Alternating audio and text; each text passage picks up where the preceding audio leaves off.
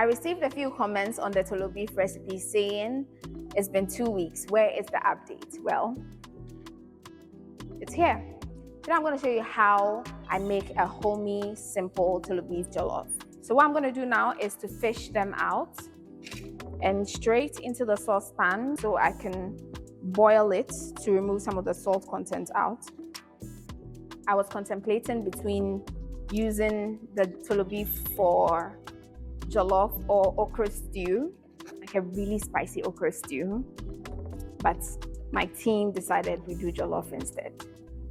It looks like I'm using a lot, but you know, because I'm using it for jollof, and when you cook it down, the fat content reduces, so it literally shrinks.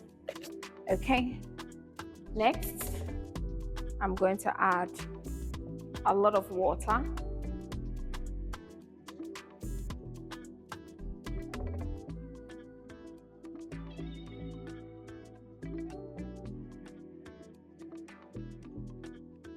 So it's been boiling for a few minutes now. I changed the water earlier on because I wanted to reduce the salt content a bit. So now what I'm going to do is to just use a perforated spoon or ladle, transfer into a bowl. It smells so good. Oh my God.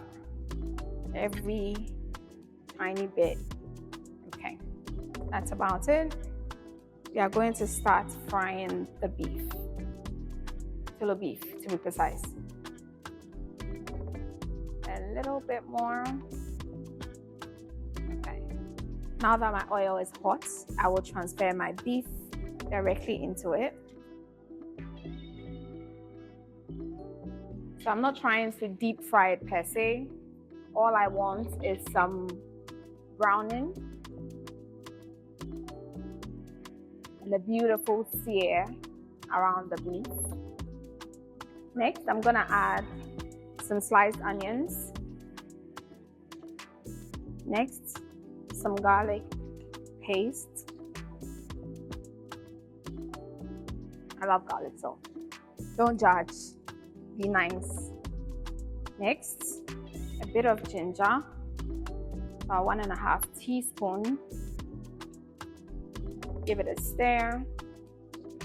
Once the onion softens, next thing, my tomatoes. So I chopped them.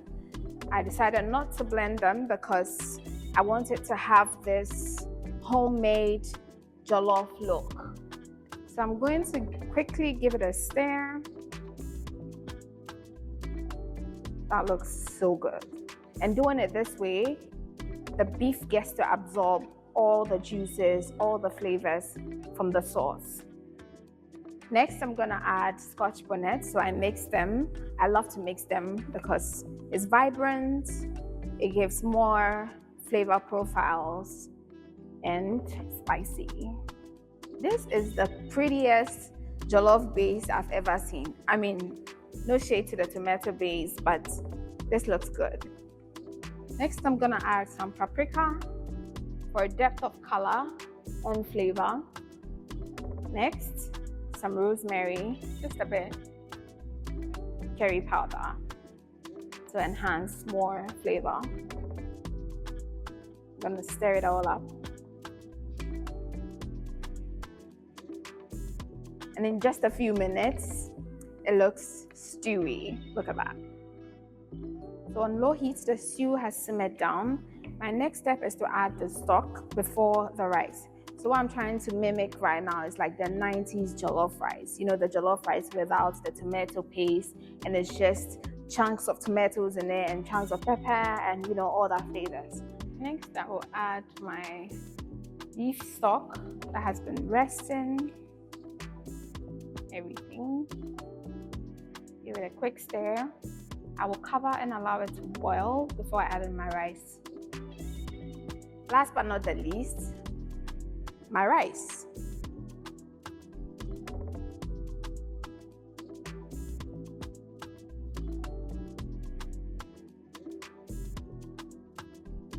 Give it a good stir. Tell me this will not taste good. Oh my God. I will cover it, allow it to cook. I'll see you in 30 minutes. Checking in on the jollof. That's hot. Look at that. When I say 90s jollof, this is 90s jollof. It looks perfect, smells so good.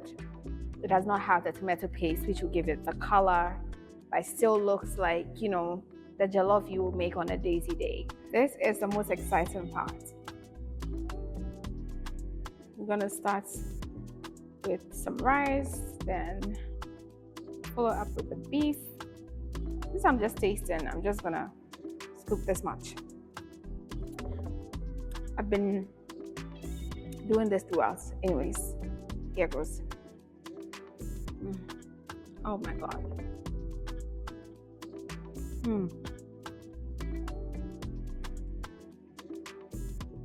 Oh my God. So a scoop of that beef.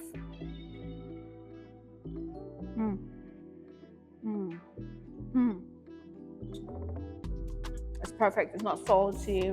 It's flavorful. It's tasty. It's delicious.